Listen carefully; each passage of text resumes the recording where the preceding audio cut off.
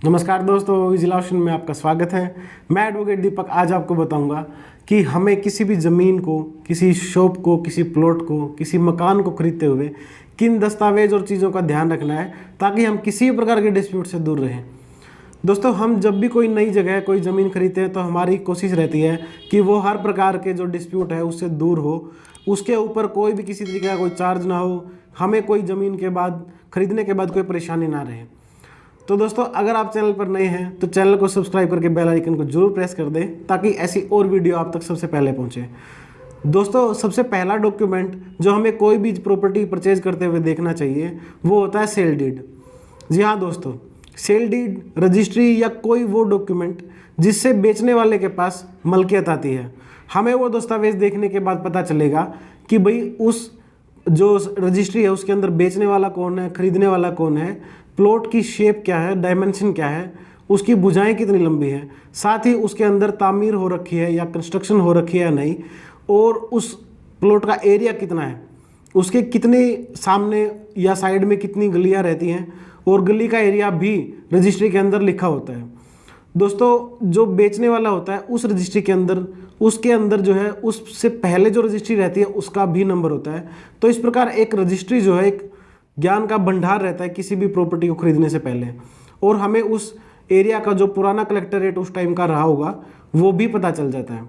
तो दोस्तों, इस प्रकार से एक रजिस्ट्री वो इतना इम्पोर्टेंट डॉक्यूमेंट है कि जब भी हम कोई ज़मीन खरीदना चाहते हैं तो सबसे पहले हमें उसकी सबसे पहले जो उसकी रजिस्ट्री रहती है उससे पहले वो हमें देखनी चाहिए।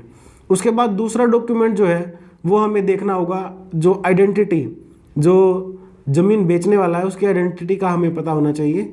और अगर जो पहली रजिस्ट्री है और जो अभी जो सेलर है उनकी आइडेंटिटी मैच नहीं होती है और वो इंसान कहता है कि मेरे पास कोई अथॉरिटी लेटर है या पावर ऑफ अटॉर्नी है, तो हमें ये वेरीफाई करना होगा कि वो पावर ऑफ अटॉर्नी जेन्युइन है कि नहीं है।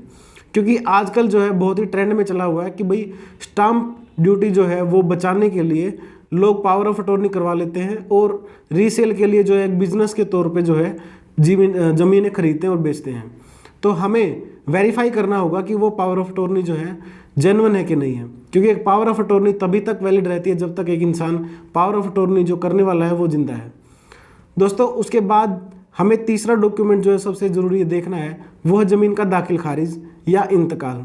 जी हाँ दोस्तों, इंतकाल रेवेन्यू रिकॉर्ड का वो हिस्सा है जिसमें ज़मीन की मलकियत तब्दील होती है, तो वो इंतकाल के मार्फत ही होती है। तो दोस्तों, हमें इंतकाल से पता चल जाएगा कि ये ज़मीन आज के दिन जो है किसके नाम पे बोलती है, और उसके बाद जितनी रजिस्ट्रियाँ उस ज़मीन के ऊपर हो रखी हैं तो क्या उतना रकबा जितना हमारे को बेचने वाला दे रहा है वो रेवेन्यू रिकॉर्ड में उसके नाम बचा है भी कि नहीं, ताकि हमारे नाम इंतकाल हो पाएगा या नहीं। क्योंकि आजकल बहुत सारे लोग चाहते हैं कि भाई हम मकान लेने के बाद लोन ले लें, तो अब जो है इंतकाल को एक तरीके से मस्ट कर दिया गया है बहुत सारे एरिया में।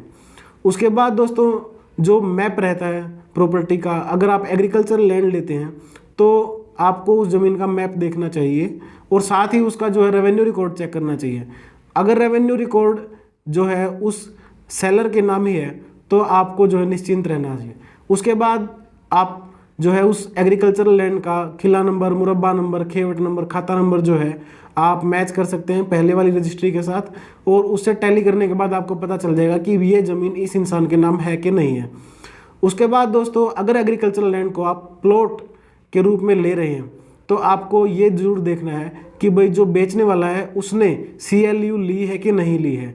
जो डिस्ट्रिक्ट टाउन प्लानर होता है, कंट्री टाउन प्लानर होता है, वो चेंज जो लैंड का नेचर है उसको चेंज करने की परमिशन देता है कि आप अब इस एग्रीकल्चर लैंड पे प्लॉटिंग कर सकते हैं। अगर जो बेचने वाला उसने ऐसी परमिशन नहीं ली है तो कल को अगर आप कंस्ट्रक्शन करते हैं तो टाउन प्लानर जो है उस कंस्ट्रक्शन को डिमोलिश कर सकता है।